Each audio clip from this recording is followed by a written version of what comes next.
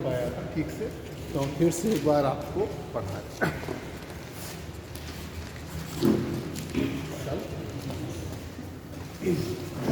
तो जो हमारा मेन टॉपिक है वो major rivers of the world. तो हमने आपको इसके बारे में पहले बता चुके हैं कि ड्रेनेज सिस्टम क्या होता है और ड्रेनेज पैटर्न क्या होता है, दोनों के बीच डिफरेंस क्या है, ये सारी चीज़ें बता दिए। अब मेन जो टॉपिक है वो है major rivers on of the world. जो विश्व की प्रमुख नदियां हैं उनको हम जो आपको मैप के द्वारा बताएंगे, उनकी विशेषता बताएंगे, जो आपके एग्ज़ाम में आता है ज़्यादातर। ठीक, अभी आपने टेस्ट दिया रहा होगा, पेपर कैसा हुआ था? हमने जो पढ़ाया था सब वही था। ठीक है, हम मेन टॉपिक हमारा major rivers of the world.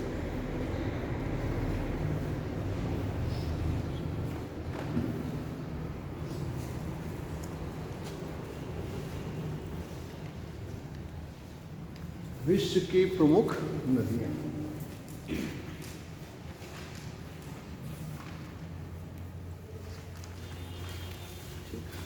तो रिवर आप जानते हैं, river is a natural flow of the water. ठीक, it goes on the land surface into seas और ओशंस। तो एक तरीके का क्या है, प्राकृतिक प्रवाह है। नदियां क्या है, जल का एक प्राकृतिक प्रवाह है जो हमारे पृथ्वी की सतह से होकर नदियों पर जो है, जो पृथ्वी की सतह से होकर जो हमारे सागर हैं या महासागर हैं उनमें जाकर गिरती हैं। सामान्यतः कभी कभी नदियाँ जो होती हैं वो सागर तक नहीं भी पहुँच पाती हैं, पहले भी समाप्त हो जाती हैं, जिन्हें हम लोग इनलैंड रिवर कहते हैं। तो लेकिन सामान्यतः यही है कि जितनी भी बड़ी नदियाँ हैं वो सागरों या महासागरों में जाकर जो है समाप्त होती है। उनका जो माउथ होता है, मुख होता है, वो सागर या महासागर होते हैं। और जो उनके सोर्सेज होते हैं ज़्यादातर क्या होते हैं, माउंटेन में ग्लेशियर्स या लेक्स होती हैं। जो झीलें होती हैं या आपके ग्लेशियर होते हैं, हिमनद होते हैं, वो इनके स्रोत होते हैं। कुछ सीजनल रिवर्स भी होती हैं जो बरसात का जो पानी होता है उस पर क्या कहते हैं निर्भर रहती है, तो वो सीजनल होती है।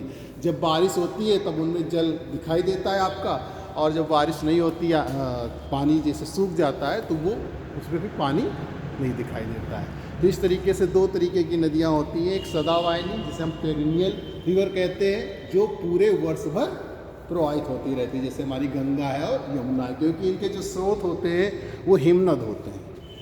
ग्लेशियर से उनको स्रोत, जो ग्लेशियर होते हैं वो उनके स्रोत होते हैं, तो वहीं से उनको जल प्राप्त होता रहता है। और दूसरी जो होती है सीजनल होती हैं, मौसमी होती हैं, जो हमारी वर्षा के जल पर निर्भर रहती हैं। तो जब उनमें जल रहता है तब तो उसका जल का प्रवाह दिखाई देता है, और जब जल नहीं रहता तो जल का प्रवाह नहीं दिखाई देता है।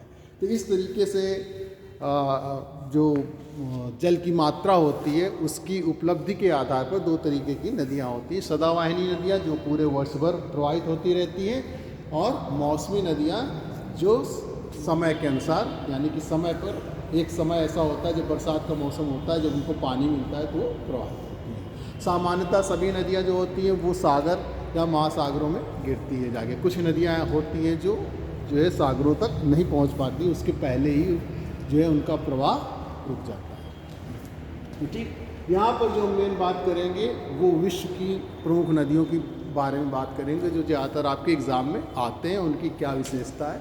तो major rivers of the world, तो वर्ल्ड का मैप बना लें।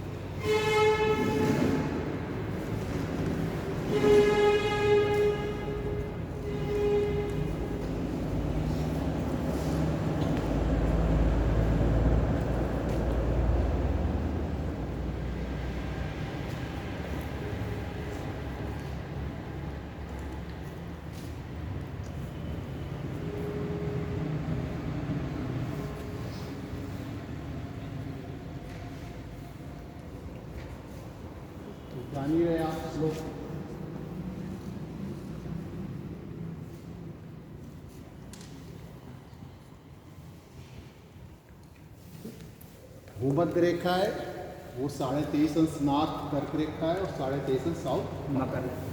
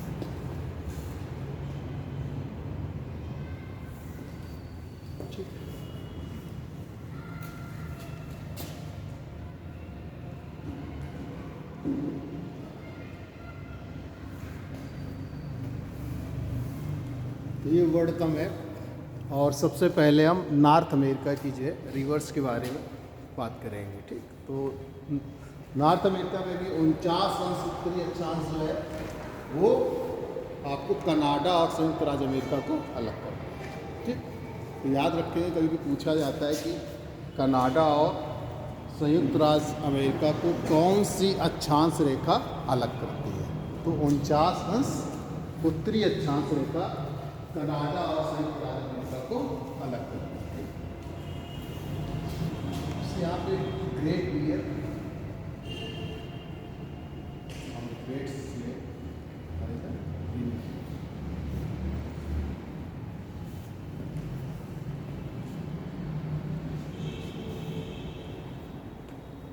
तो मैकेंजी जो रिवर है वो कनाडा की सबसे लंबी रिवर है। हमने पिछली बार पढ़ाया था लेकिन थोड़ा जल्दबाजी हो गई थी तो इसलिए फिर से इसको पढ़ा रहे हैं। तो Mackenzie river is the largest river of the Canada.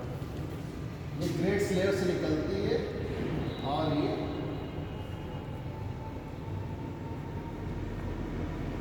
आपका लास्ट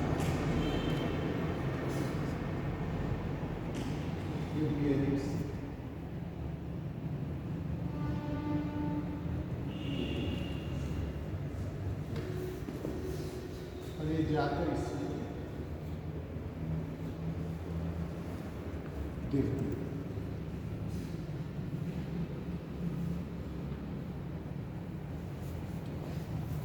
फोर्स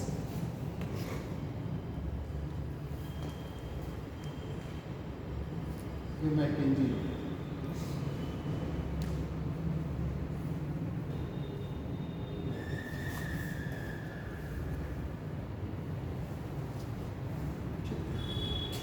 इसी में पीस रिवर भी आकर मिलती है, इसकी सहायक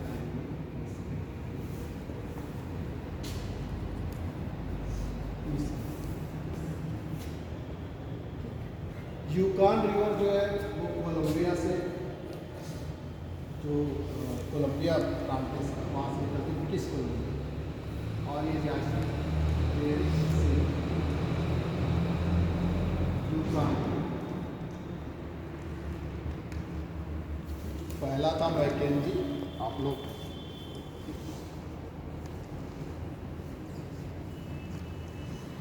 दूसरा फिर बताया हमने इसी की सहायक नदी पीस,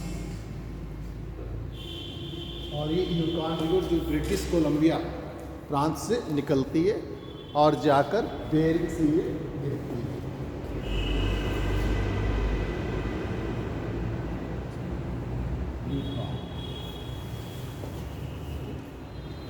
लेक विनिपेग से जो है नेल्सन रिवर निकलती है, और हडसन हडसन खाड़ी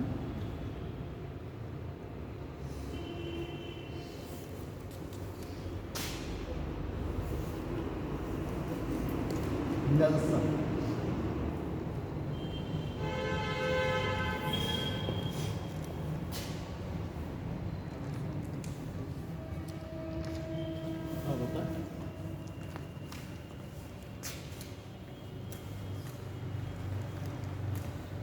कोई चीज ना समझ में आया? अरे मैकेंजी कहाँ पे गिरती है? ये आर्कटिक ओशियन है, उसी पे गिरती है, या बेफोर्ड सी इसी जगह।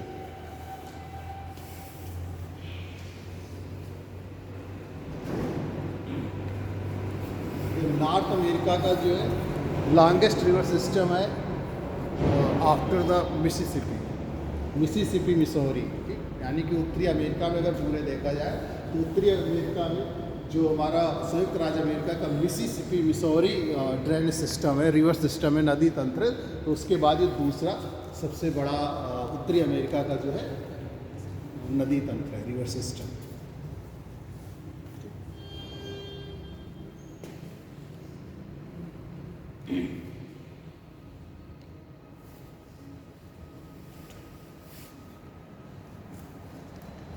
ये थी यूनाइटेड स्टेट, और ये थी कनाडा की, और यूनाइटेड स्टेट को बता रहे हैं संयुक्त राज्य अमेरिका।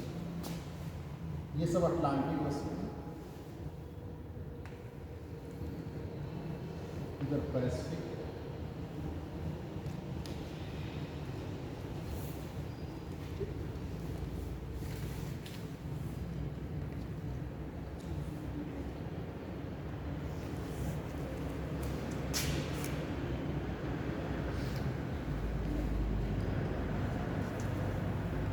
पैसिफिक।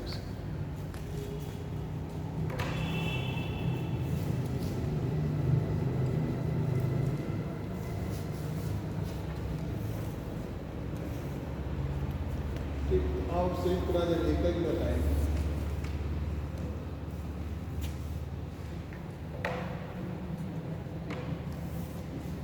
पांच महान झीलें हैं, क्या क्या है यार? झीलों के क्या नाम है?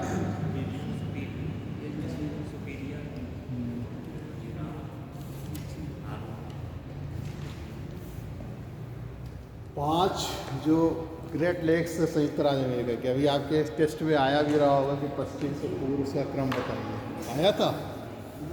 हाँ, तो ये एग्ज़ाम में आता भी है कि महान झीलों के नाम जो है बताइए। तो सुपीरियर, मिशिगन, हूरन, एरी और ओंटारियो। सुपीरियर, मिशिगन, हूरन, एरी और ओंटारियो, जिसमें ठीक सुपीरियर जो है सबसे बड़ी है। अब ये जो यहाँ की जो सबसे बड़ा नदी तंत्र है वो मिसिसिपी मिसौरी, जो गल्फ ऑफ मैक्सिको, मैक्सिको की खाड़ी में आकर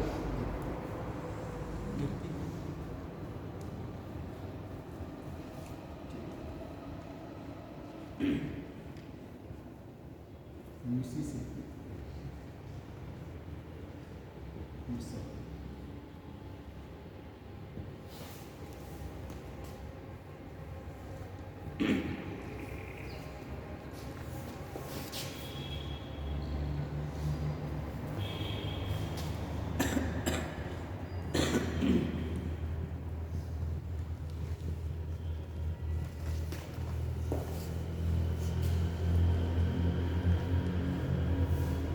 कहाँ से निकलती है ये मिसिसिपी? ये रेड रॉक से निकलती, मोन्टाना प्रांत के रेड रॉक से। लाल पर्वत से। रेड रॉक हम वही संयुक्त राज्य अमेरिका का नाम है, रेड से मतलब यहाँ लाल से नहीं है, रेड रॉक नाम। रेड रॉक ऑफ मोन्टाना, इतना गहराई से खैर याद करना, लेकिन ठीक है आपकी इच्छा। रेड रॉक ऑफ मोन्टाना से निकलती है और ये जाके गल्फ ऑफ मैक्सिको में ओहियो इसकी एक सहायक नदी है, और आकांक्ष भी इसकी सहायक नदी है।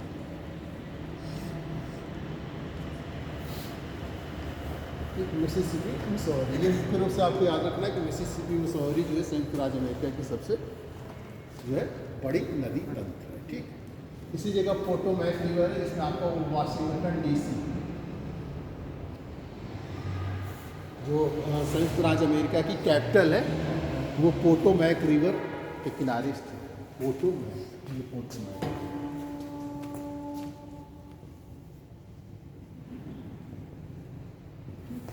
जो चेसापीक की खाड़ी के में आके गिरती है, तो इसे अटलांटिक ओशन, लेकिन इसी पे चेसापीक की खाड़ी है, चेसापीक उसी पे आके गिरती है, मैरीलैंड से निकलती है पोटोमैक,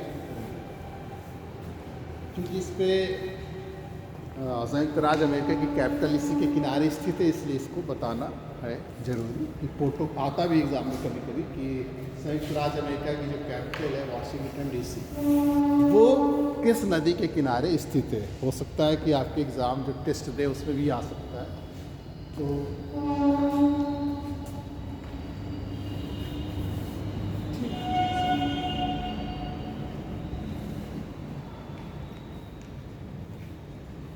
इसके बाद दो और रिवर हैं, एक क्लोरोडो और कोलंबिया। क्लोरोडो ये आपके यहाँ से निकल गल्फ ऑफ कैलिफोर्निया, ये गल्फ ऑफ कैलिफोर्निया, कैलिफोर्निया ये गल्फ ऑफ कैलिफोर्निया।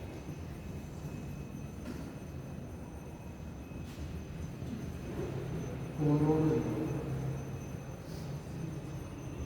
ठीक, कोलंबिया रिवर आके आपकी पैसिफिक ओशन में,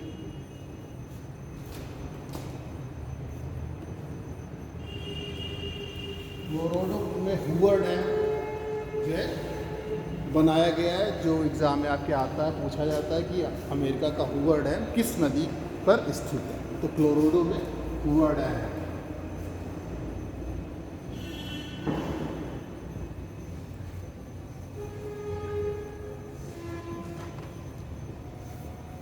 और कोलंबिया में आपका ग्रैंड कुली,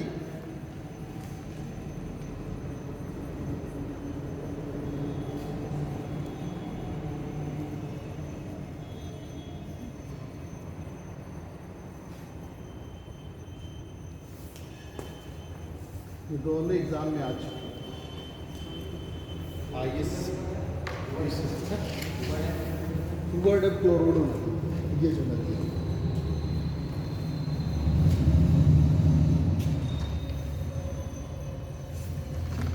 ग्रांड कंट्री से निकलती है ये, और गल्फ ऑफ कैलिफोर्निया में जाकर गिरती है।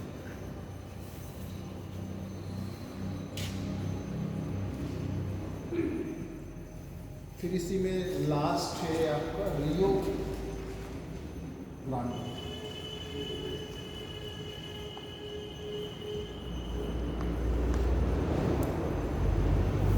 Rio Grande gulf of Mexico में जाकर गिरती है। और ये क्वेश्चन भी आया हुआ है, ये पूछा जाता है कि संयुक्त राज्य अमेरिका और ये मैक्सिको, ये ऊपर संयुक्त राज्य अमेरिका, ये मैक्सिको,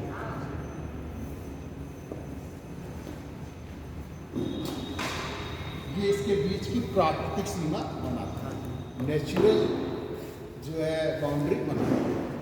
बाउंड्रीज भी कई तरीके की होती हैं, आप जानते हैं। ये रियो ग्रांडे,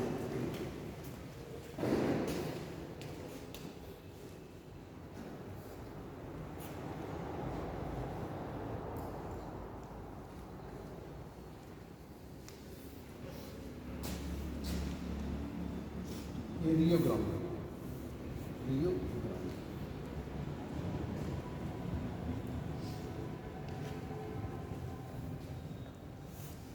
यहाँ जगह नहीं है।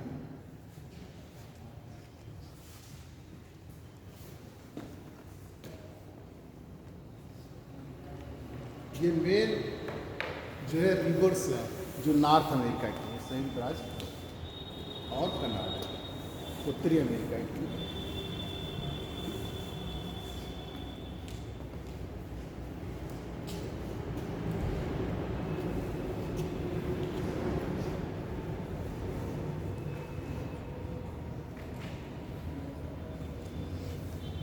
ठीक, इसके बाद साउथ अमेरिका की बताएं।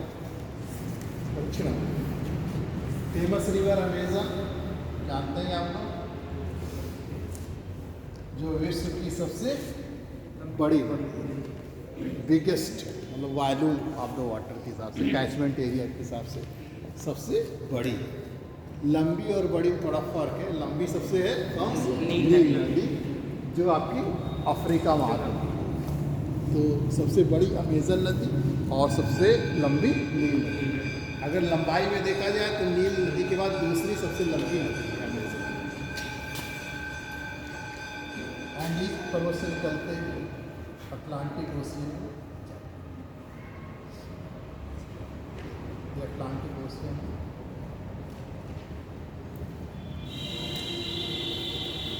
अटलांटिक महासागर में गिरती अमेजन है।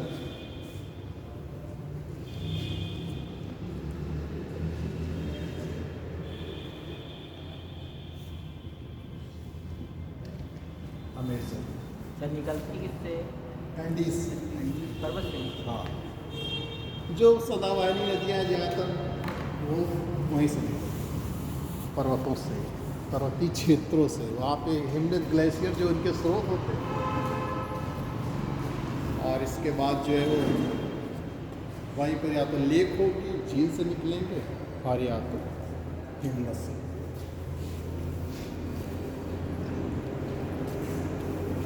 इसकी एक बहुत फेमस सहायक नदी मदीरा, जो सबसे बड़ी सहायक है।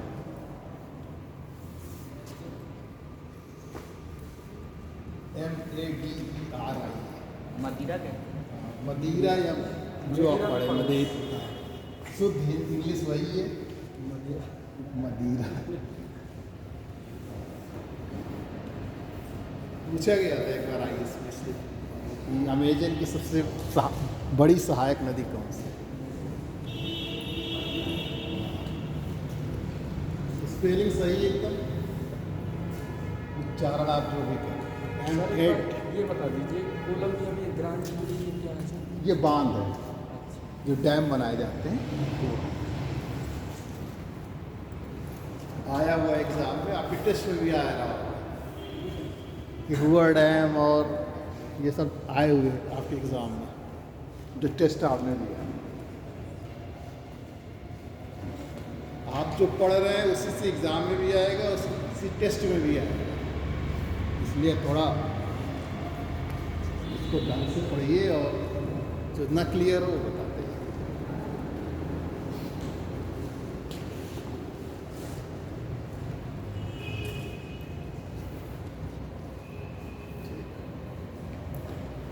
फिर एक गुआना आइलैंड्स और निको रिवर निकलती है, जो अटलांटिक ओशन में गिरती है।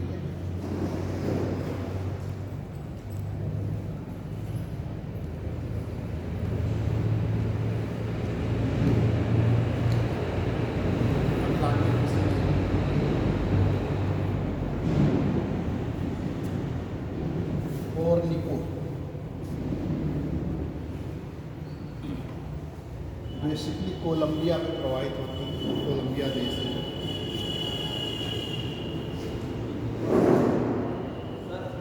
हाँ, ओरनिको रिवर है, ओरनिको जो है अटलांटिक ओशियन में गिरती है, हिंद महासागर में गिरती है। गुआना हाईलैंड से निकलती है, गुआना उच्च प्रदेश से वहाँ से निकलती है और अटलांटिक महासागर में जाकर गिरती है। मुख्य रूप से कोलंबिया में प्रवाहित होती है, जो कोलंबिया देश है।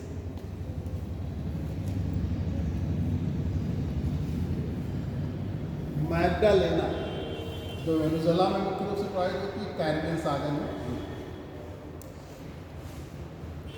Caribbean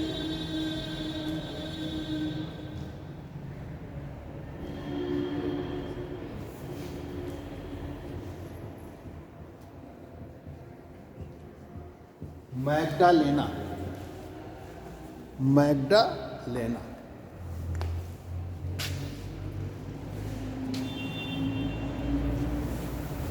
Parana river Brazilian highland से निकलती है और रियो डियो ला प्लाटा जो यहाँ पे अर्जेंटीना में एक एस्चुरी टाइप की रिवर है, वहाँ पर जाकर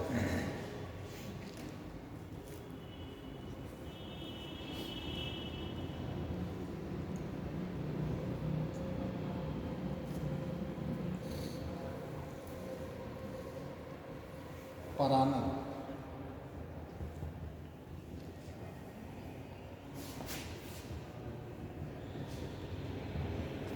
पराना नदी ब्राज़ील उच्च भूमि से निकलती है, ब्राज़ीलियन हाईलैंड से, और रियो डियो ला प्लाटा जो एक एस्चुरी रिवर है जहाँ पे आपके अर्जेंटीना की कैपिटल ब्यूनस आयर्स स्थित है, वो वही उसी नदी पे जाकर रियो डियो प्लाटा का जो एस्चुरी रीजन है उसी पे जाकर मिलती है।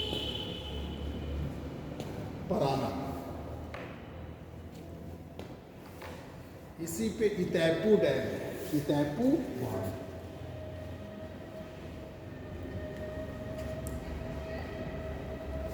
जो दक्षिण अमेरिका का सबसे बड़ा बांध है, लंबा बांध है, largest dam of south America which is situated on the Parana river.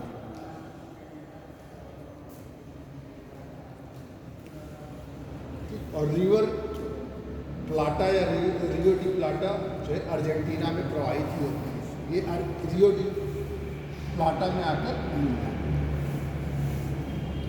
Sir Rio de प्लाटा ये भी रिवर है, अर्जेंटीना में प्रवाहित होने वाली नदी है, साल्ट प्लाटा भी कह देते हैं, और पूरा नाम साल्ट इसको प्लाटा रिवर भी कहते हैं। प्लाटा में अर्जेंटीना में बहती है, अर्जेंटीना और ब्यूनस आयर्स जो अर्जेंटीना की कैपिटल है इसी के किनारे।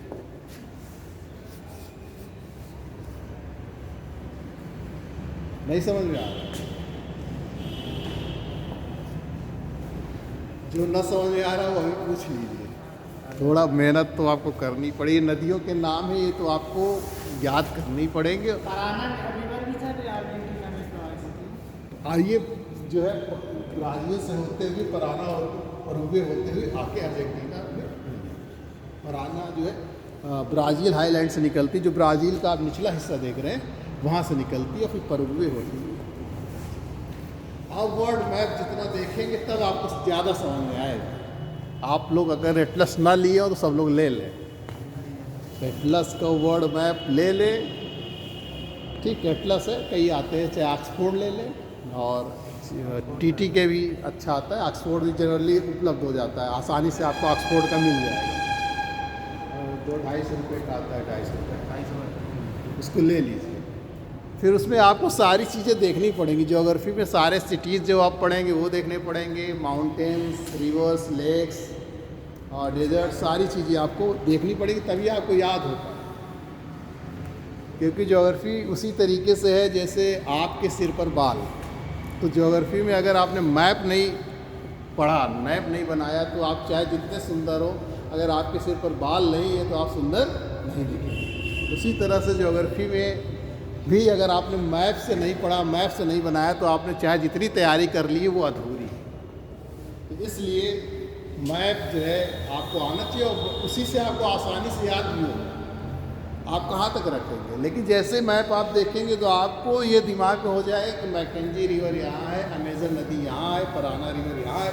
जब आपको लोकेशन क्लियर हो जाएगी तो आपको इसकी दिशा भी मालूम हो जाएगी, कहाँ से किधर जा रही। ज़्यादातर नदियाँ जो होती हैं वो सागरों या महासागरों में ही जाकर गिरती है और माउंटेन से ही निकलती हैं, तो आपको सारी लोकेशन याद हो जाएगी, और इस तरीके से आपको आसानी से याद होगा। मैप जब तक आप नहीं बनाएंगे, चाहे वर्ल्ड का हो चाहे इंडिया का, जब इंडियन ज्योग्राफी पढ़ाएंगे तो हम यही चीज़ें आपको इंडिया के बारे में डिटेल में बताएंगे, इंडिया की जो रिवर्स है। सर इनके जलप्रपात बाद में बताएंगे या अभी? जब जलप्रपात आएंगे तब बताएंगे, जब वो टॉपिक दिया जाएगा तब बताएंगे। अभी आपको रिवर्स टॉपिक दिया गया है फिर से, तो आज फिर से बता रहे हैं। कल हम लेक्स पढ़ाएंगे फिर से आपको डिटेल में, कौन कौन सी लेक कहाँ है, विशेषता जो आपके एग्ज़ाम में आता है वो है। फिर अगर फॉल्स चाहेंगे फॉल्स भी बता देंगे, हम बता देंगे।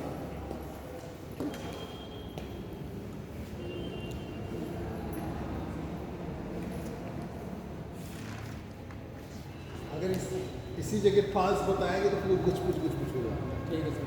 एक ही में होगा। ठीक है। जैसे फॉल्स है तो पूरे मैप में फॉल्स कहाँ पर स्थित है वो बता देंगे आप मैप में बना के।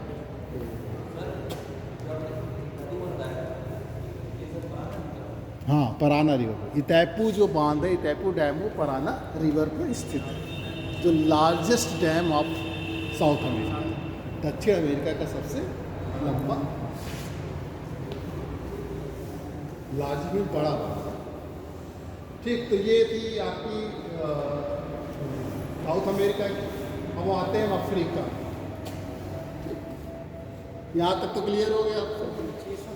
हाँ, क्या ये चेसापीक की खाड़ी अपने बताया था, जो पोटोमैक रिवर है, ये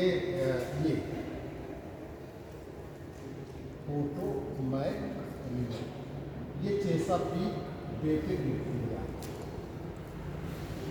वैसे अटलांटिक ओशन है लेकिन वहाँ थोड़ी सी खाड़ी है, गल्फ ऑफ कैलिफोर्निया यहाँ पे नुकीला, वैसे इसी जगह थोड़ा सा नुकीला बना हुआ है, तो उस पर आकर गिरती है।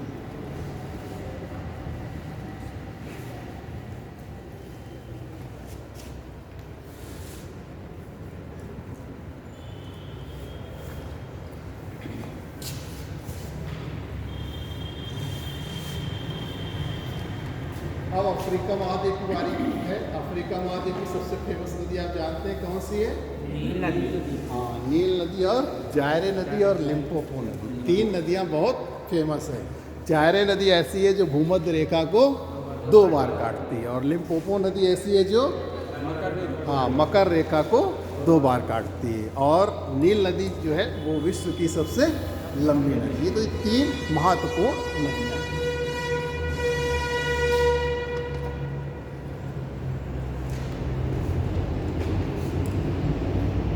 ये आपकी जायरे रिवर, इसी को कांगो रिवर भी कहते हैं।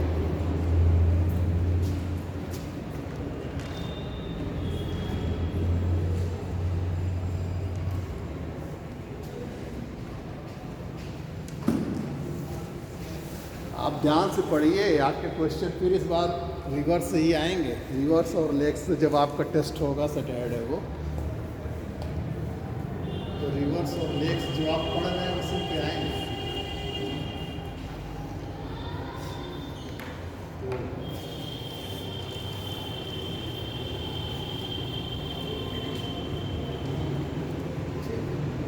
नील रिवर देख लीजिए।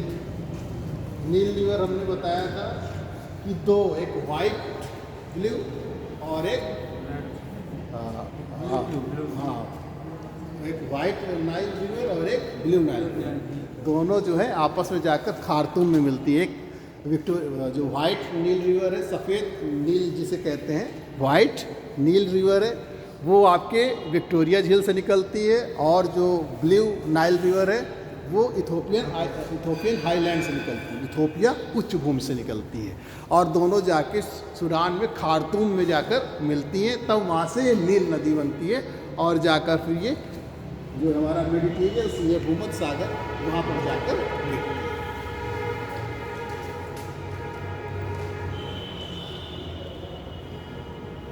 ये इथोपिया है, इधर का हिस्सा है, ठीक, इथोपिया और इरिट्रिया इधर है, यहीं से निकलती है और जाकर ये खार्तूम में मिलती है।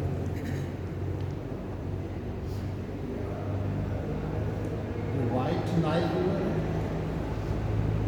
और ये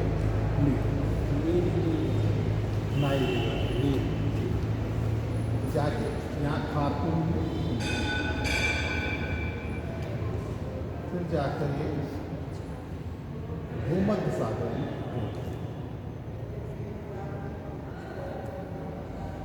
मेडिटेरियन सी में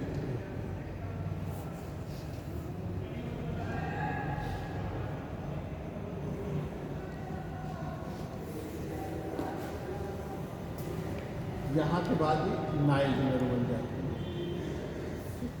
सूडान और मिस्र में होते हैं मुख्य रूप से, पूरा क्षेत्र जो मिस्र में इसका प्रवाहित होता है, ठीक, वहीं से डेल्टा, जो नील नदी डेल्टा बनाती है, वहीं से डेल्टा शब्द भी आता है। जानते हैं आप, ज़्यादातर नदियाँ डेल्टा बनाती हैं, जो भ्रंश में नदियाँ प्रवाहित होती हैं वो डेल्टा नहीं बनाती हैं, बाकी सब डेल्टा बनाती हैं। जो भ्रंश से नदियाँ प्रवाहित होती हैं वो क्या बनाती हैं, एस्चुरीज बनाती हैं, वो डेल्टा नहीं बनाती। तो डेल्टा शब्द जो है यहीं से लिया गया था। और डेल्टा शब्द का प्रयोग सबसे पहले हेरोडोटस ने किया था, ग्रीक वर्ड है, ठीक, इसका प्रयोग सर्वप्रथम हेरोडोटस ने किया था, जो आपके इतिहास के पिता कहलाते हैं, फादर ऑफ हिस्ट्री कहलाते हैं हेरोडोटस। उन्होंने यहीं से, मतलब जो अब जनरली कहा जाता है जैसे गंगा नदी डेल्टा बनाती, जो भी नदियाँ डेल्टा बनाती हैं, तो वो सब क्या है, डेल्टा शब्द सबसे पहली बार यहीं से लिया गया था, नील नदी का डेल्टा। ठीक, हाँ, ये वाइट नील है विक्टोरिया झील से निकलती है, और ये इथोपिया उत्तर प्रदेश में है। विक्टोरिया झील जो भ्रंश झील है आपके, विक्टोरिया झील भ्रंश झील।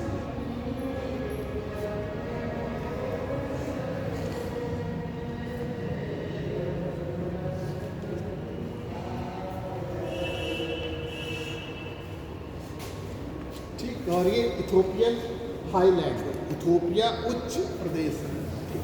जब आप मैप देखेंगे तो आपको मिलेंगे। जो इथोपियन हाईलैंड, ब्राज़ीलियन हाईलैंड कह दी जाती है, उस देश के इथोपिया यहाँ पर देश है। इथोपिया, इरिट्रिया और जिबूती, तीन देश जो किनारे थे। अब इथोपिया से निकलती है ब्लू नाइल। ब्लू नील जो है वो यहाँ से निकलती है, वाइट नाइल यहाँ से निकलती है, इनके नाम है मतलब।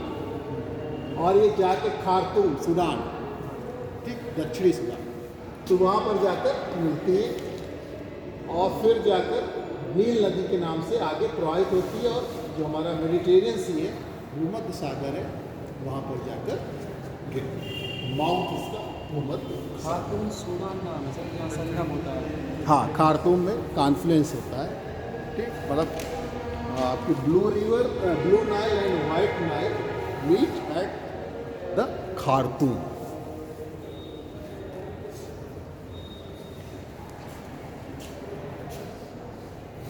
ठीक, एक नाइजर रिवर है जो गल्फ ऑफ गिनी की खाड़ी में है।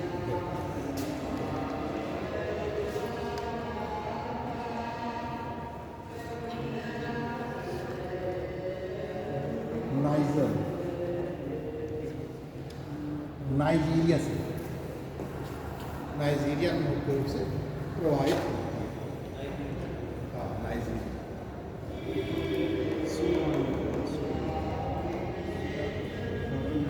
ऑरेंज रिवर और Limpopo river.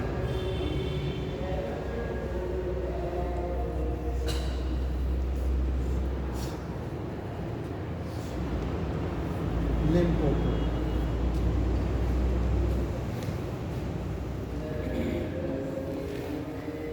Orange river Regensburg पर्वत से निकलती है और ये Atlantic Ocean, South Atlantic Ocean, Orange river वो लिम्पोपो।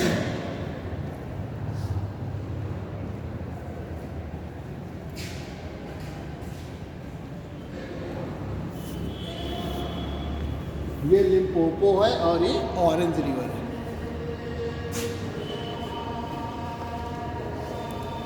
ये फेमस रिवर और है जाम्बेजी, जो इंडियन ओशन में गिरती है, जाम्बेजी।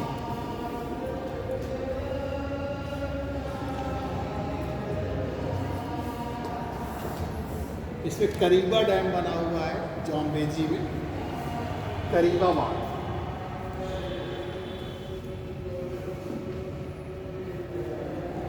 करीबा डैम जो सबसे बड़ा डैम है अफ्रीका महाद्वीप।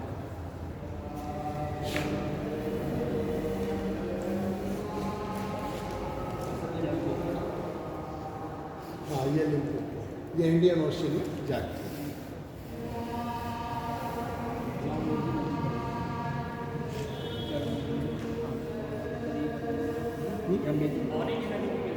हाँ, और इसमें नहीं मिलती। ऑरेंज नदी यहाँ ड्रेकेंसबर्ग पर्वत है, यहीं से निकलती है और जाकर ये अटलांटिक ओशन, दोनों की दिशा अलग है, दोनों की दिशा अलग है। हाँ, करीबा डैम जाम्बेजी रिवर, ये ऊपर जाम्बेजी रिवर।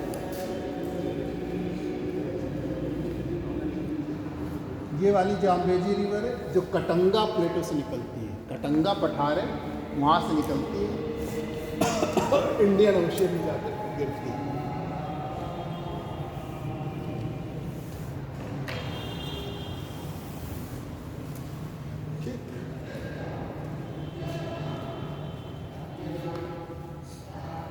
जाम्बेजी अक्सर आता पूछा जाता है कि करीबा डैम किस नदी पर स्थित है। तल्लीपोको कहाँ गिरती है? ये इंडियन ओशन है, ये सब इंडियन ओशन।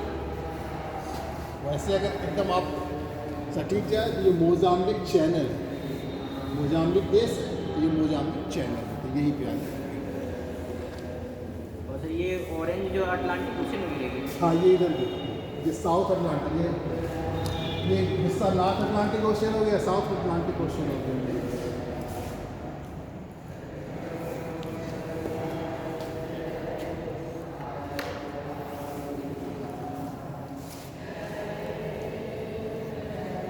ठीक, ड्रैगन्सबर्ग, ड्रैगन्सबर्ग।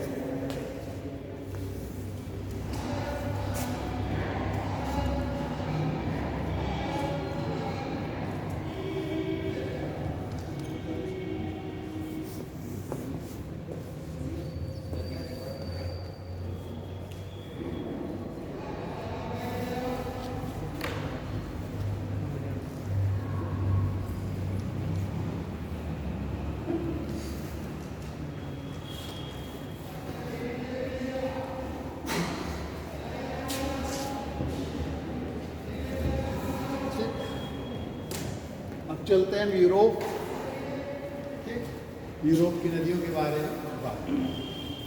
तो नीचे से चलते हैं, इटली है, फिर आपका ये पुर्तगाल इधर, फिर स्पेन, फिर फ्रांस, फिर जर्मनी, ठीक, और फिर पोलैंड, फिर इधर आपका यूराल पर्वत जो है अलग करता है एशिया महाद्वीप। ये यूराल पर्वत, यूराल माउंटेन, कौन सा पर्वत है? यूराल। यूरोप को एशिया से अलग है। हाँ, यूराल जो पर्वत है वो यूरोप को एशिया महाद्वीप से अलग करता है, यूरोप महाद्वीप को और एशिया को। लेकिन रूस जो है दोनों कॉन्टिनेंट में है, बाई कॉन्टिनेंटल। हाँ, इसीलिए इसको बाई कॉन्टिनेंटल कंट्री कहा जाता है, द्वि महाद्वीपीय देश कहा जाता तो सर साइबेरिया क्षेत्र जो पश्चिम पड़ेगा यूरोप में है। ये नहीं, साइबेरिया सब एशिया में, एशिया महाद्वीप, ये सब इधर ही है साइबेरिया।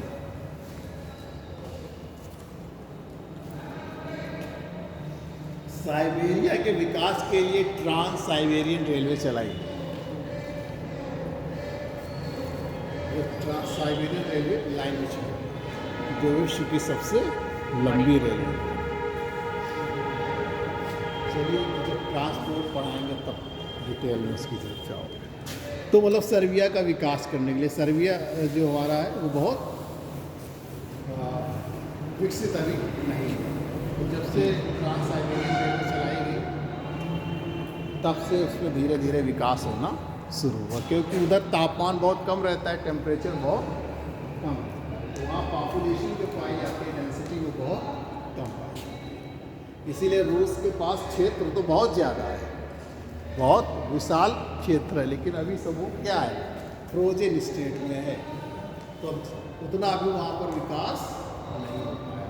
इसलिए पहले जब संयुक्त राष्ट्र संघ था, अरे वो जो रूसी संघ था, रशियन फेडरेशन था, जो रूस का जो संघ था, ठीक, तो वो तब उसका विकास बहुत अधिक था। लेकिन जब उसका विखंडन हो गया, जिसे हम लोग सोवियत संघ भी कहते हैं, सोवियत यूनियन कहते हैं, तो इसके बाद से फिर जो है रूस थोड़ा कमज़ोर पड़ गया। फिर धीरे धीरे वो भी अमेरिका की कूटनीति थी, क्योंकि वो चाहता था कि विश्व में नंबर 1 पर हम रहें, तो उसने समझा कि जब तक हम रूस का विघटन, सोवियत संघ का विघटन नहीं कर देंगे तब तक जो है हम सफल नहीं होंगे।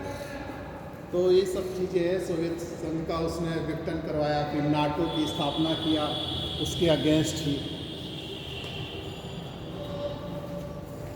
सर जो सहारा डेजर्ट है उसके पास से निकलती है नील, क्या नील नदी। सहारा डेजर्ट तो फैला ही हुआ है ऊपर, हाँ वहीं से होके गुजर। इसी से होकर गुजरता है।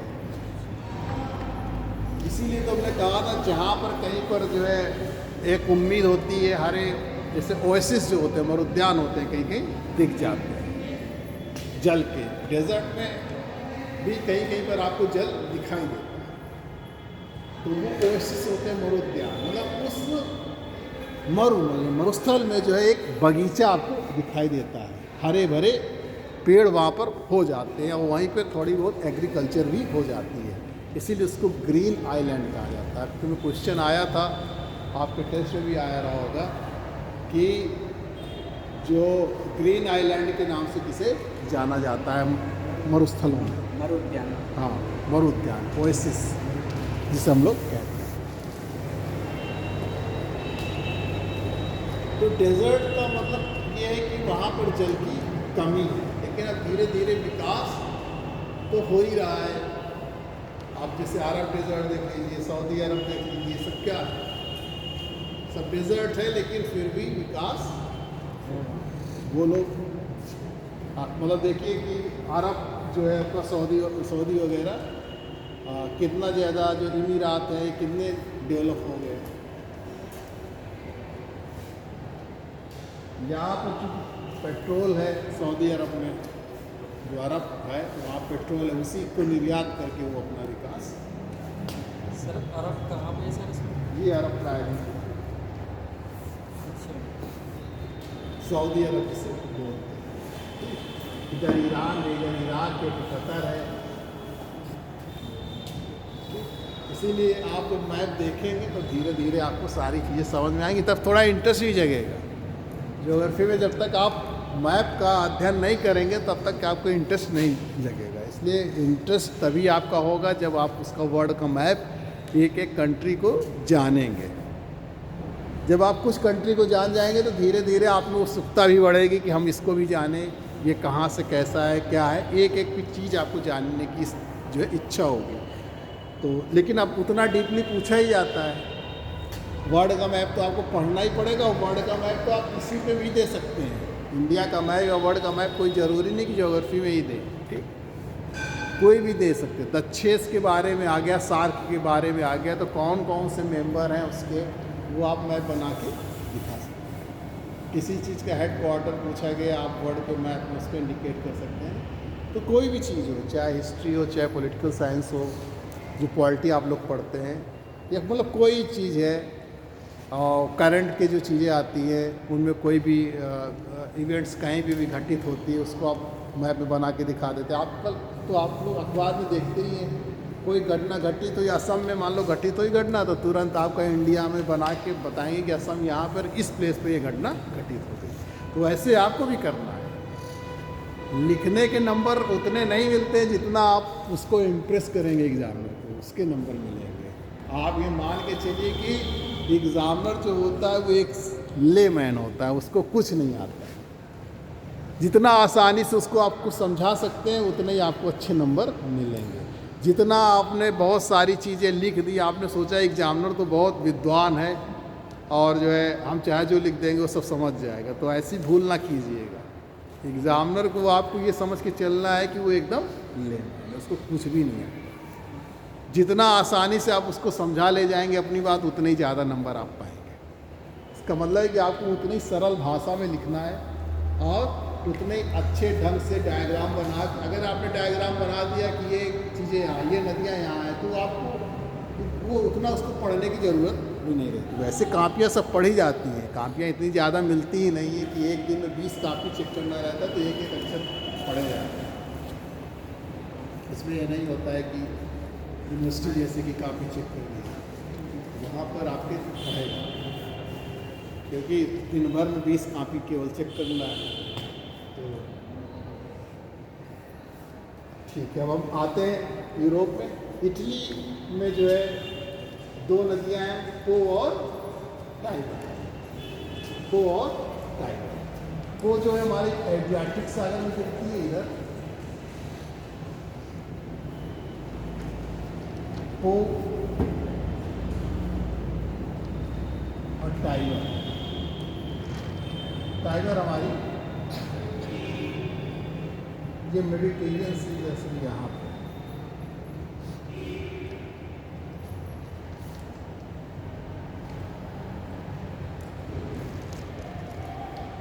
ये टाइगर जो है वो मेडिटेरियन सी में। तो दो नदियाँ, एक पो जिसको हम इटली की गंगा भी कहते हैं, और एक टाइगर।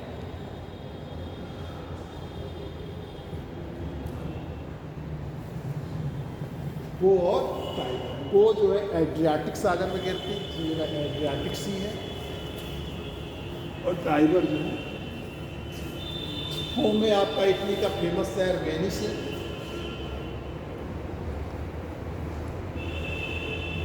पो नदी के किनारे, और टाइबर नदी के किनारे फेमस शहर रोम आता है। तो कि जो आपका वेनिस शहर है इटली का, वो किस नदी के किनारे? 3 क्वेश्चन आ चुके हैं। रोम किस नदी के किनारे बसा है? टाइबर। मैच कराने के लिए भी आता है सिटी और साथ में रिवर। ठीक। और दूसरा ये आ चुका है कि किसे जो है इटली की गंगा कहते हैं, पो नदी को इटली की गंगा कहते हैं।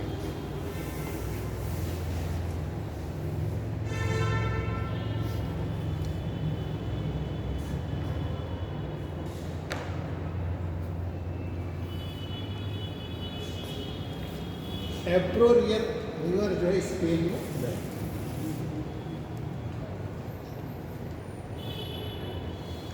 एब्रो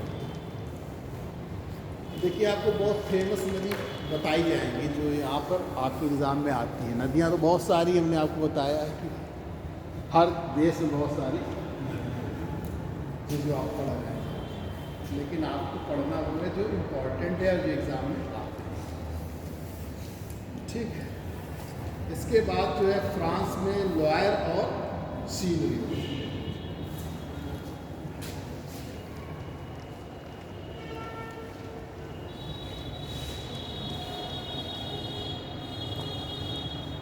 लॉयर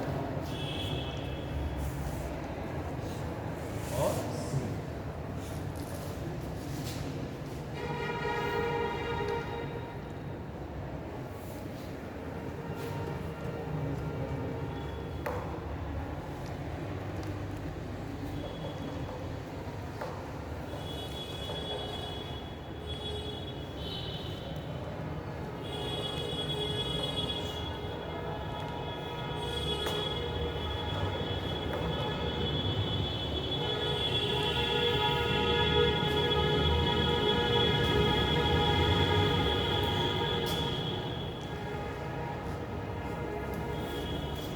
सीन लिखा लॉयर और scene.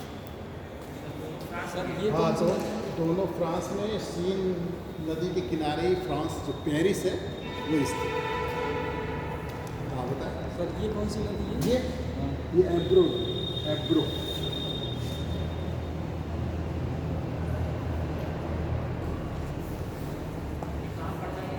Spain. Ebro EBRO Ebro Spain.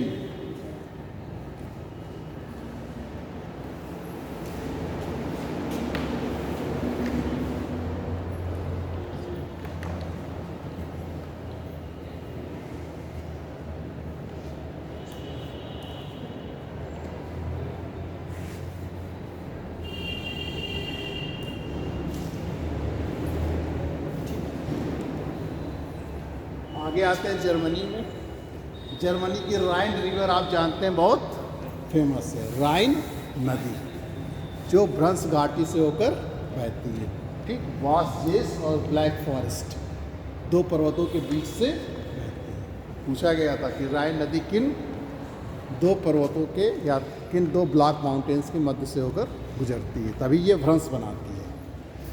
जैसे अपने यहाँ नर्मदा और ताप्ती है, वो सारी नदियाँ जो है पूर्व में प्रवाहित होती हैं और वो पश्चिम में, जबकि ढाल पूर्व में है। तो वो नदियाँ आखिरकार क्यों पश्चिम में प्रवाहित होती हैं? क्योंकि वो भ्रंश से होकर प्रवाहित होती है। अगर वो भ्रंश से होकर ना जाती तो उनकी भी दिशा किधर रहती है? पूर्व की तरफ रहती, क्योंकि हमारा जो ढाल है वो पूर्व की तरफ है। भारत का जो ढाल है वो किधर है? पूर्व की तरफ है। तो इसलिए जो है भ्रंश से होकर चुकी, इसीलिए वो डेल्टा नहीं बनाती। नर्मदा और ताप्ती नदियाँ एस्चुरी बनाती है, डेल्टा नहीं बनाती है। ठीक, ये क्वेश्चन भी आता है, लेकिन वो एक ये जो आप भारत इंडिया के बारे में पढ़ेंगे तो पूरा ड्रेनेज सिस्टम 2 दिन में हम बताएंगे। हाँ, वासजेस और ब्लैक फॉरेस्ट। हाँ, ब्लैक फॉरेस्ट नाम फॉरेस्ट है लेकिन ये है माउंटेन। ब्लैक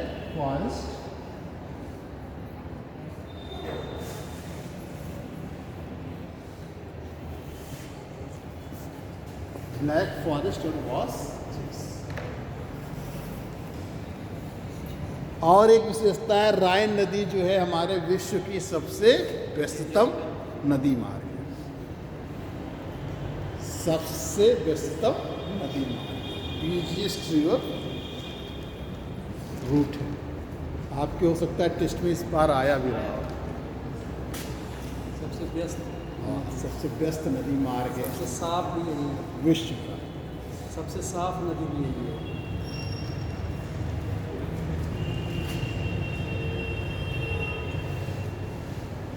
तो राइन नदी ब्लैक फॉरेस्ट से निकलती है और नॉर्थ सी में जाकर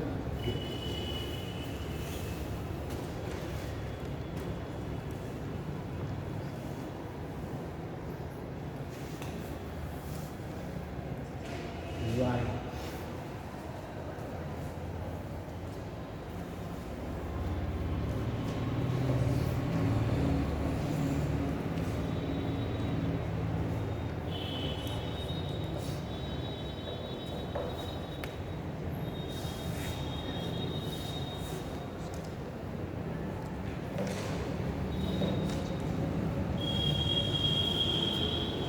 एक नदी एल भी यहीं से निकलती है।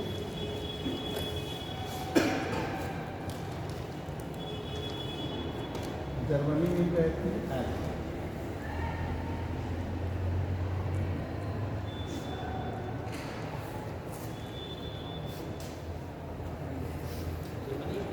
हाँ, जर्मनी में ही।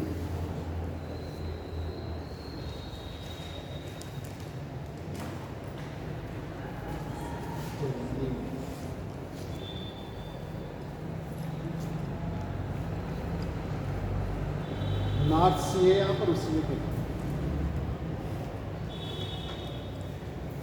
ये सर सारी नदियाँ पैरेलल हैं, हाँ, लगभग पैरेलल। हाँ, ऐसे ही उधर ही जा रही है नॉर्थ सी की तरफ। अपने भारत की प्रायद्वीपीय नदियाँ जब आप देखेंगे तटीय क्षेत्रों पे तो सारी पैरेलल आपको दिखाई देंगी जब गिरे। सर नॉर्थ सी है, अटलांटिक ओशियन का भाग है क्या? हाँ, पूरा अटलांटिक ओशियन है, नॉर्थ सी। जैसे बाल्टिक स्टेट है तो ये बाल्टिक सी है, जो अगली नदी आपको बताएंगे वो बाल्टिक सी पे गिरती है। ये उसी के छोटे छोटे पार्ट हैं, वहाँ के क्षेत्र के अनुसार उसका नाम रख दिया गया है। बाल्टिक सी विस्टा नदी पोलैंड में जो बहती है वो गिरती है।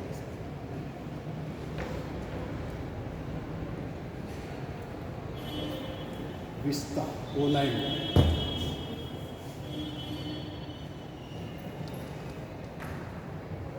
ये पोलैंड में बहती है और ये बाल्टिक सी में गिरती है।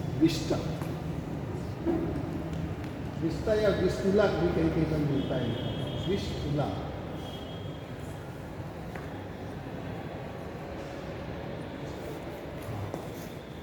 या विस्ता, WISTA है विस्टा। और ये इसी जगह बाल्टिक सी, बाल्टिक सागर, उसी में जाकर ये गिरती है, बाल्टिक सागर।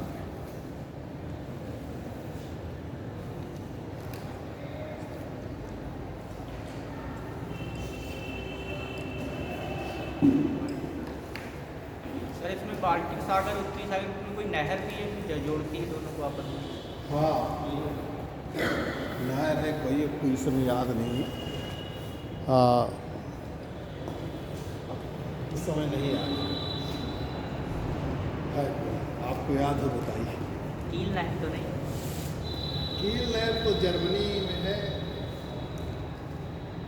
और वो राइन रिवर से निकाली गई है, वो तो नहर है और उसका नाम कुछ दूसरा है। चलो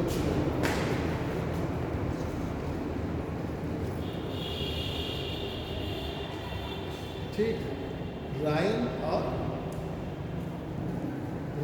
और एल्ब जो है वो नॉर्थ सी में और विस्टा जो है बाल्टिक सी में जाकर गिरती है। दो नदियाँ फेमस हैं ब्रिटेन की, यानी कि जो लंदन है यूनाइटेड किंगडम, एक थेम्स नदी है, टेम्स नदी जो बोलते हैं,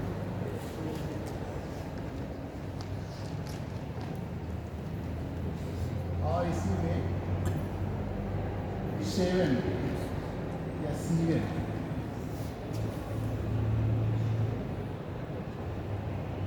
टेम्स और सीवन।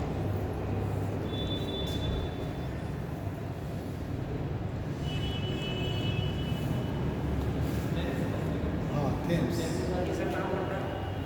ये आपका यूनाइटेड किंगडम है लंदन, जो लंदन आपका स्थित है वो थेम्स नदी के किनारे ही स्थित है।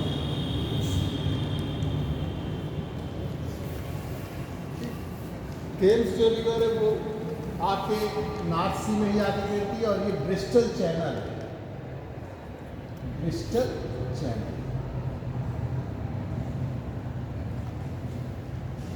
उसमें आकर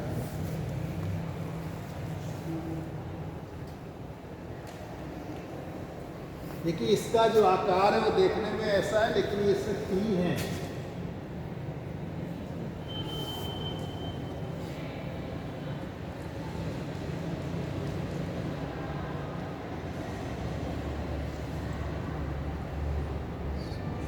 ये कुछ इस तरीके से है, ठीक? ये ऊपर स्कॉटलैंड है, ठीक, इधर ब्रिटेन है आपका,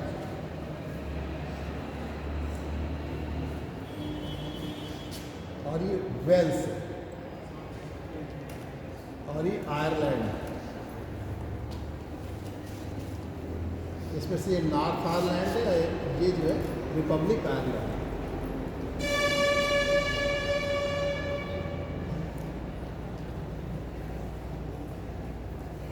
सर जापान कहाँ है इसमें? ये है जापान, अभी आ रहे हैं जापान। पहले इसको बता दें फिर उसके बाद एशिया में गया।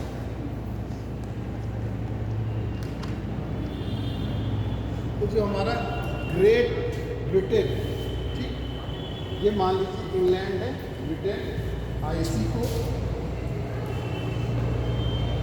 जब हम इन तीनों को मिला लेते हैं तो ग्रेट ब्रिटेन कहते हैं।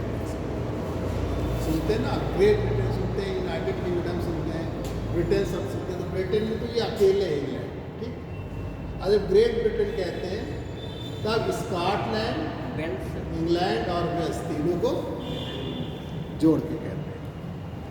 और जब हम यूनाइटेड किंगडम कहते हैं यूके, तो स्कॉटलैंड, वेल्स, इंग्लैंड और ये नॉर्दर्न आयरलैंड, ये नॉर्थ आयरलैंड जो है, उत्तरी आयरलैंड, इसको और इसके पास जितने छोटे छोटे द्वीप हैं सबको जो है शामिल करके जो है इसको हम बोलते हैं यूनाइटेड किंगडम, ठीक।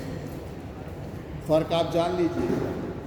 ग्रेट ब्रिटेन तो केवल एक देश हो गया, तो ग्रेट ब्रिटेन कहेंगे तब उसमें से तीनों आ जाएंगे, स्कॉटलैंड, हाँ, इंग्लैंड और वेल्स। और जब यूके कहेंगे, यूनाइटेड किंगडम कहेंगे, तो ये तो है ही, इसके साथ ही उत्तरी आयरलैंड भी जुड़ जाएगा और साथ में जो छोटे छोटे द्वीप हैं वो भी जुड़ जाएंगे, ठीक। तो यहाँ की जो फेमस नदी है, मुख्य रूप से ब्रिटेन बताना चाहते हैं, जो आता है एग्जाम में आपकी, वो थेम्स नदी है नॉर्थ सी में, और एक सीवन नदी है, जो सीवन नदी ज़्यादा बड़ी नदी है, थेम्स की अपेक्षा सीवन नदी ब्रिटेन की सबसे बड़ी।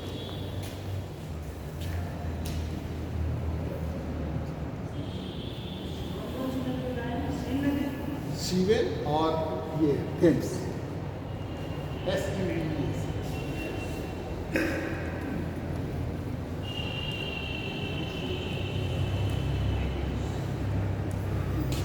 इसके बाद डैन्यूब रिवर, जो यूरोप की कौन सी नदी है, सबसे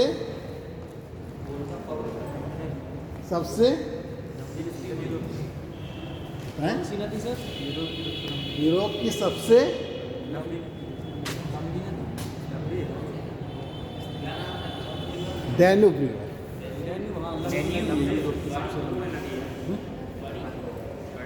महत्वपूर्ण तो अलग बात होगी, आपने तो महत्वपूर्ण तो सब कुछ आया। सबसे दूसरी बड़ी नदी, लंबी नदी, लॉन्गेस्ट रिवर। पहले नंबर पर वोल्गा। हाँ, Danube river is the second largest river of Europe after Volga river. Olga अभी बता रहे हैं, ओल्गा नदी आया था एग्जाम में, एक बार पूछा गया था कि यूरोप की सबसे लंबी नदी बताइए। ओल्गा भी था, डैन्यूब भी था, तो सब लोगों ने किस पे निशान लगाया?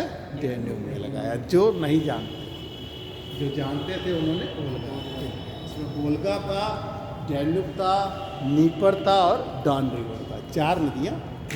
पूछा गया था कि यूरोप की सबसे लंबी नदी कौन सी है। ठीक, तो डैन्यूब रिवर कहाँ से निकलती? ब्लैक फॉरेस्ट से निकलती, जर्मनी से निकलती और जाकर ब्लैक सी में गिरती है, जो हमारा ब्लैक सी, काला सागर से, तो वहाँ पर जाकर गिरती है। और ये जो है लगभग कहीं 10 देश मिलते हैं, कहीं 9 देश मिलते हैं, और पहले 8 देश थे, लेकिन अब क्योंकि वहाँ पे जो आपका सर्बिया था और यूगोस्लाविया था, तो उनका डिवाइडेशन हो गया, तो लगभग 10 देशों से होकर राइन, ये तो ब्लैक फॉरेस्ट से डैम में निकाल दिया।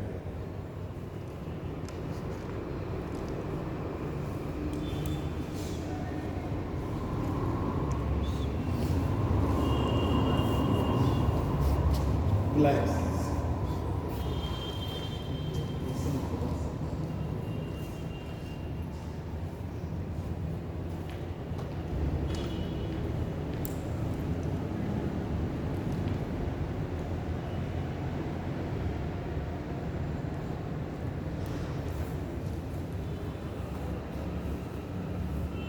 डैन्यूब रिवर, जहाँ पर जो है 3 देशों की इस पे राजधानियाँ भी इसके किनारे हैं। कौन कौन सी? किन देशों की राजधानियाँ हैं इसके किनारे? लंदन की बात नहीं हो रही बेटा, लंदन तो यहाँ, हम सिर्फ ये पूछ रहे हैं डैन्यूब में किन देशों की राजधानी डैन्यूब नदी के किनारे स्थित है, ये पूछ रहे हैं। हाँ, बुडापेस्ट है, मतलब वो हंगरी की राजधानी, और 3 देशों की राजधानी है। ऑस्ट्रिया की राजधानी क्या है? ऑस्ट्रिया, ऑस्ट्रेलिया नहीं, ऑस्ट्रिया, वियना। हाँ वियना, तो वो है, ठीक। और सर्बिया की बेलग्रेड। तो ये 3 जो है कैपिटल डैन्यूब नदी के किनारे, ठीक। जर्मनी है, रोमानिया है, हंगरी है, ऑस्ट्रिया है, Serbia, Ukraine, Bulgaria, Slovakia, crochet, Moldova, ये सारे देश हैं जहाँ से ये होकर गुजरती है और जाकर ब्लैक सी में जाकर गिरती है। 2 महत्वपूर्ण रिवर और है, नीपर और मिस्टिक। नीपर और मिस्टिक जो वाल्डाई हिल्स से निकलती है, ठीक, और आकर ब्लैक सी में गिरती है। वाल्डाई हिल्स जो रूस में, उसी से आती है और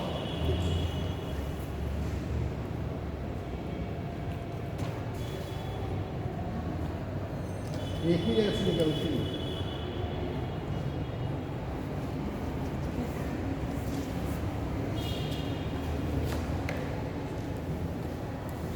यूक्रेन की राजधानी कीव जो नीपर के किनारे स्थित है।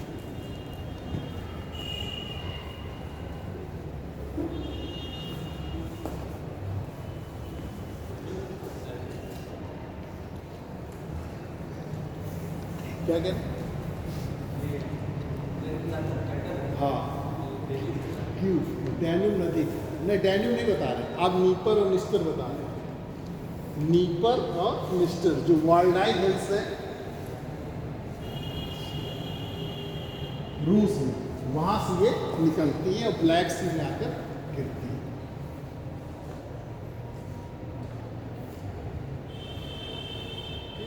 रूस, बेलारूस और यूक्रेन 3 देशों से होकर ये गुजरती है। रूस, बेलारूस और यूक्रेन। यूक्रेन की जो कैपिटल है कीव,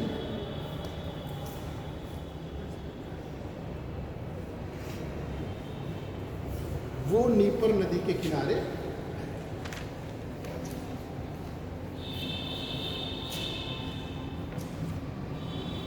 सर इन दोनों के नाम लिखिए। क्या कहते हैं?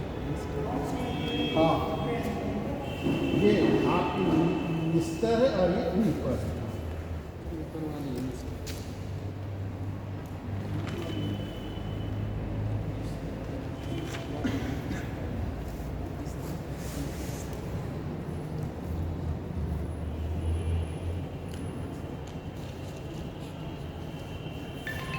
नीपर और निस्तर।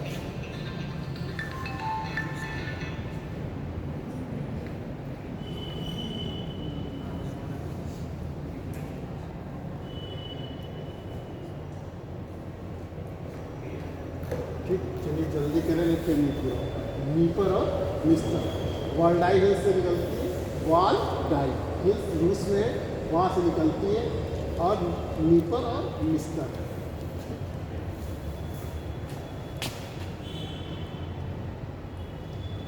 निस्तर है और ये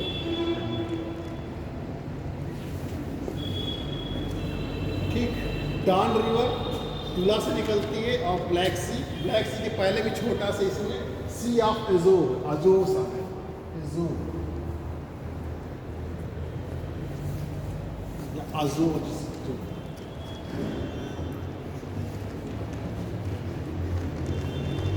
अजोर सागर। इसी ये जहाँ पे है ब्लैक सी, तो इसी जगह थोड़ा सा अजोर सी, ठीक, इसी पे आके जो है ये डॉन रिवर मिलती है, तुला से निकलती है डॉन। सर उद्गम स्थल कौन सा है? तुला, TULA, तुला, मॉस्को के नीचे, रूस में। नहीं समझ में आ रहा है क्या?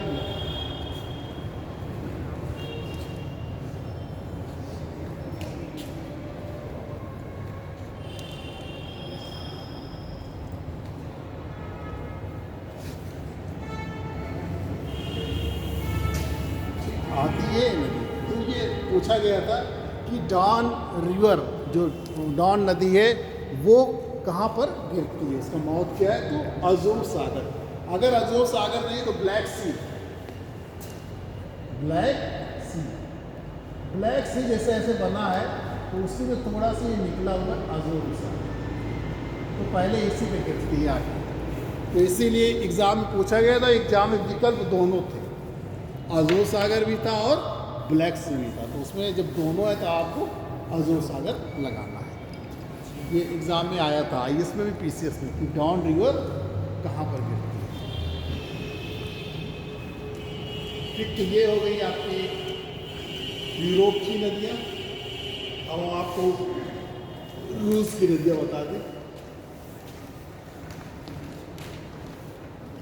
जो 3 नदियाँ फेमस है, ओब, एनेसी और लीना। हाँ,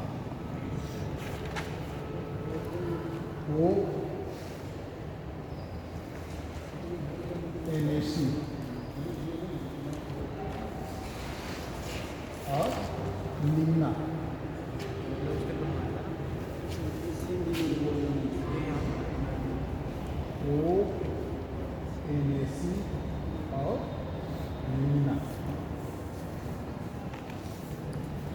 ये 3 फेमस रिवर है।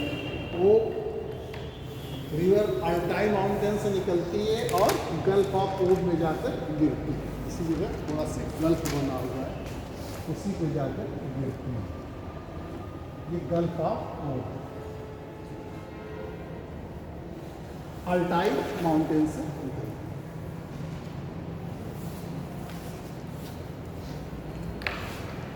अल्टाई माउंटेन से निकलती है।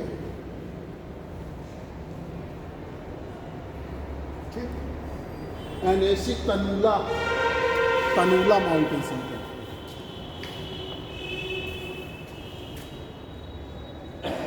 तनुला माउंटेन से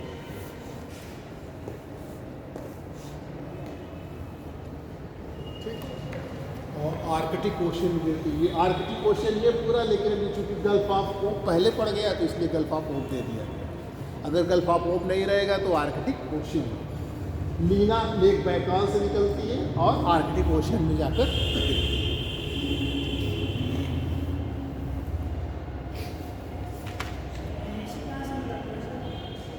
एनेसी बताया तो आपको, तनुला माउंटेन।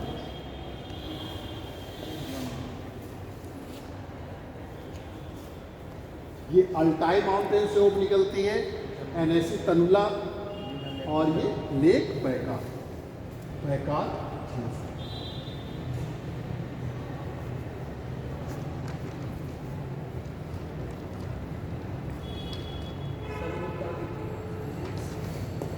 वो अल्टाई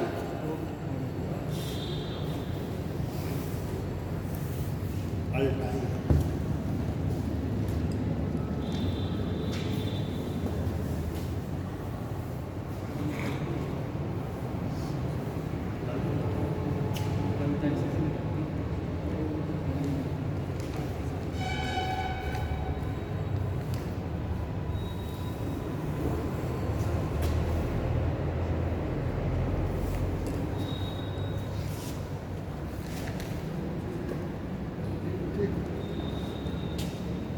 ओल्गा रिवर निकलती है।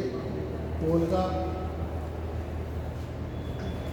जो अपलैंड है वहाँ से, और ये कैस्पियन सागर में आकर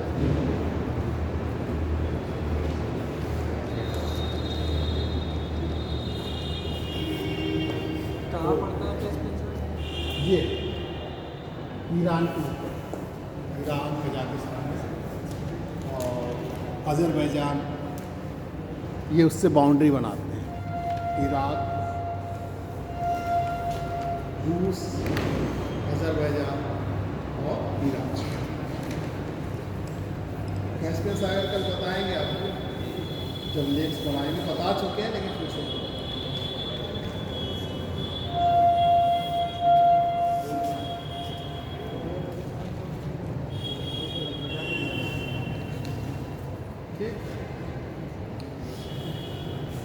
और टिग्रिस और यूफ्रेट्स नदियाँ इराक में बहती हैं। टिग्रिस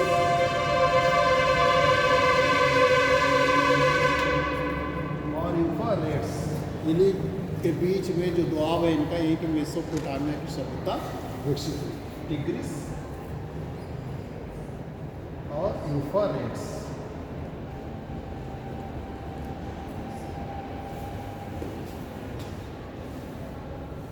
ठीक, दो अलग अलग नदियाँ हैं जो अल बसरा में मिलती हैं। अल बसरा सिटी है वहीं के पास में मिलती है, या इसका जो नाम है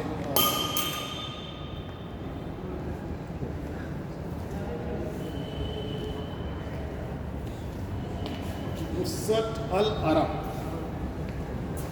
लेकिन जो एग्ज़ाम में आया था वो अल बसरा ही पूछा गया था कि गजला और ये जो यूफ्रेट्स है, टिग्रिस और यूफ्रेट्स, गजला फरात।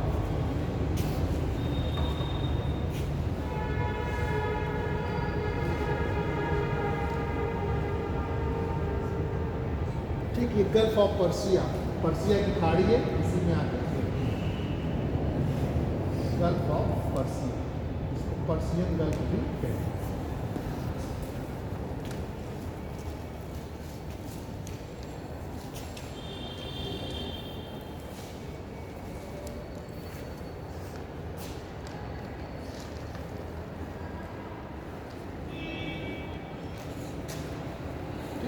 यहाँ पे आमूर रिवर है जो रूस और चीन के सीमा में बहती है। आमूर वैली में आमूर रिवर, तो टाटर स्ट्रेट, जो टाटर जलसंधि वहाँ जाकर आमूर रिवर। सर एक आमू रिवर है और एक आमू दरिया भी है सर। हाँ, आमू दरिया। आमू दरिया।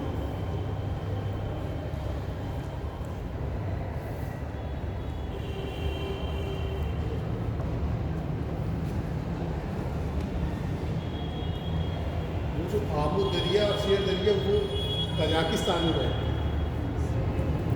वो कजाकिस्तान में बहती है, जो अराल सी सागर, अराल सागर भी है। हाँ वो यहाँ पे आती है। आमू दरिया और आमू और शेर दरिया, ये अराल सागर कजाकिस्तान, आमू दरिया और शेर दरिया ये। फिर चीन की जो है 3 नदियाँ, वांगो नदी और यांगत्से सिक्यांग और सिक्यांग, 3 नदियाँ जो है फेमस नदी है चीन।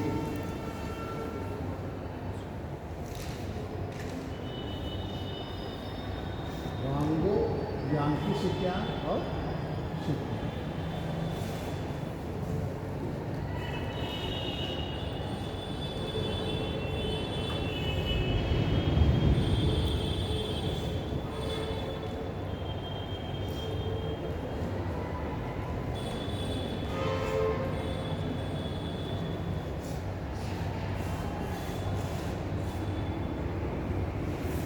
वांगो रिवर जो पो की खाड़ी में गिरती है, गल्फ ऑफ चीन भी कहा जाता है, गल्फ ऑफ पोई, पोई पोई।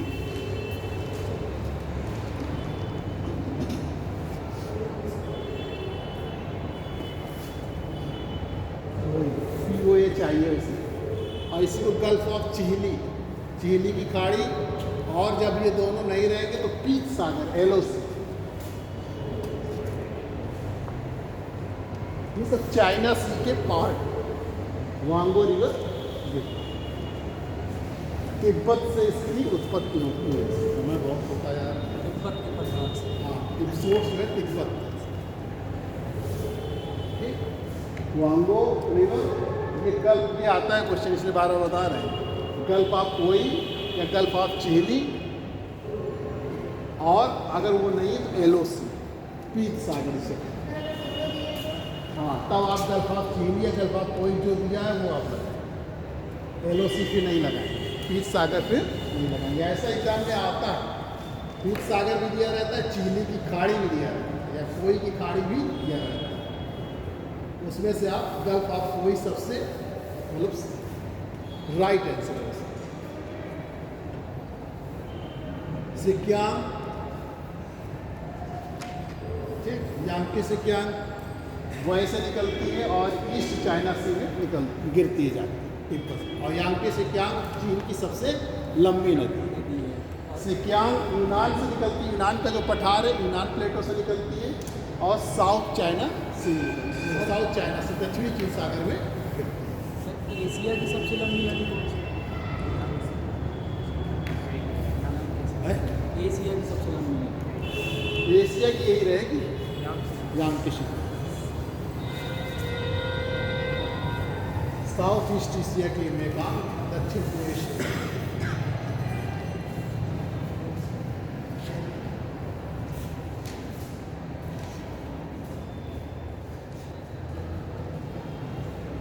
ठीक, 99 में आपके तीन नदियाँ बहती हैं, आप जानते हैं,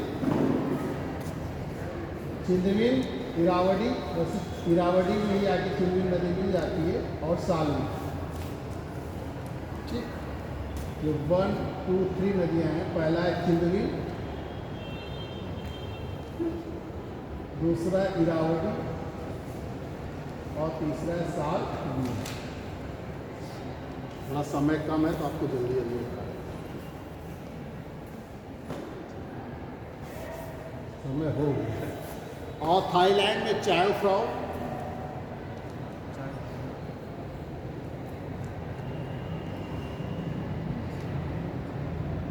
ये थाईलैंड।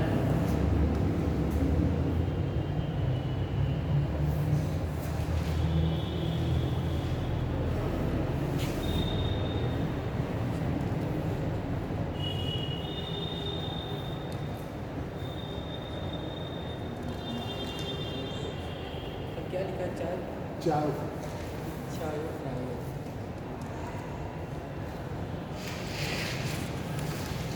चाय थाईलैंड। सर ये गिरेंगी कहाँ? ये यहीं पे आकर इंडियन ओशियन है, जो खास तौर से जो अंडमान सी है हमारा, अंडमान सागर।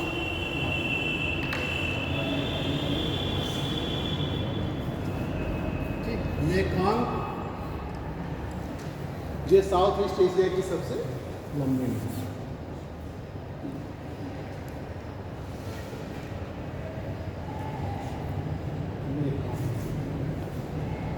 मेकांग, ठीक, जो तिब्बत से ही निकलती है और साउथ चाइना सी में जाकर गिरती है, जिसमें चाइना है और क्या कहते हैं थाईलैंड और कंबोडिया, वियतनाम, ये सब से होते हुए आते हैं।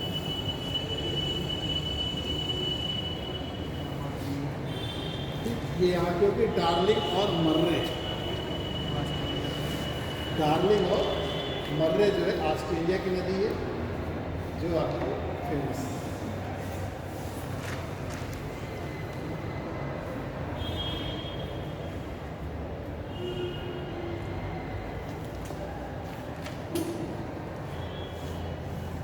मर्रे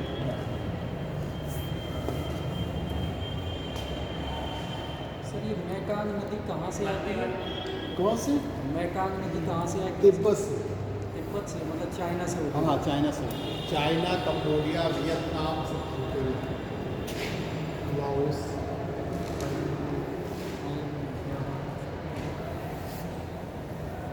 जापान की 2 नदियाँ फेमस है, सिनानो नदी और सीको नदी। 2 नदी फेमस है। कीसो, सीको, कीसो, सिनानो और कीसो। जापान की सबसे लंबी नदी है सिनानो और सीको।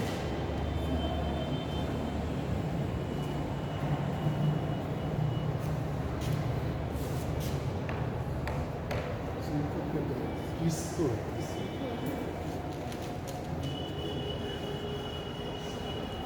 KIS और SHI सिनानो और कीसो।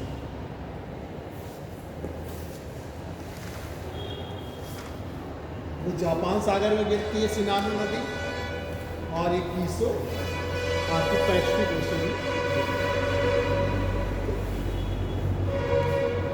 तो इस तरीके से लगभग लोग सारी नदियाँ बता चुके। भारत में आप जानते हैं, जब भारत की नदियाँ पढ़ाएंगे तो डिटेल में, इंडस नदी जो है, ठीक, बहती है, जो उत्तर में बहती है सिंधु, जो सिंधु नदी है मानसरोवर लेक के पास से निकलती है, कैलाश नदी। ये आएगी यहाँ पे ऐसे आती है, ठीक, और जाके ये जो है अरब सागर में जाकर गिरती है। सर, स्विट्जरलैंड में भी कोई नदी है? हमें मालूम है, स्विट्जरलैंड में छोटी मोटी नदी होगी तो अलग बात है। स्विट्जरलैंड क्योंकि बहुत छोटा है, ऐसे तो सब जगह नदियाँ हैं। सर, कहाँ पे है? तो अब वो एग्जैक्ट मैप जो है आपकी इस जगह पड़ेगा, अब वो आपके पास एटलस, तो हम आपको सही ढंग से दिखा दें।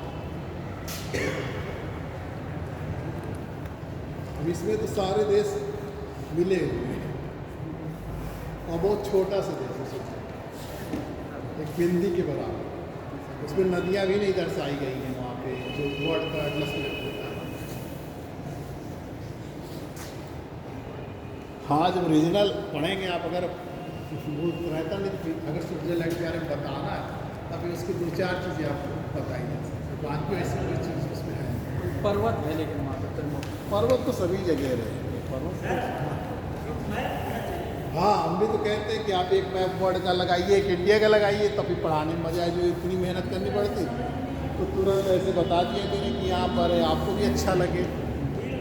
मैं तो कई बार कह चुका हूँ कि आप जो है वर्ल्ड का मैप और इंडिया का मैप लगाइए, तब हमको भी आसानी होगी सर।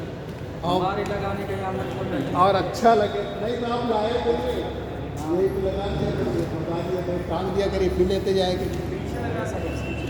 पीछे वहाँ पर नहीं समझ में आएगा, दिखाई नहीं देगा, वहाँ से वहाँ दिखाई नहीं देगा। यहाँ है जैसे आपके पास पॉइंटर किसी जगह बता दिया, किसी जगह है रखा है तो बता दिया हमने, तो तुरंत समझ में आ जाएगा।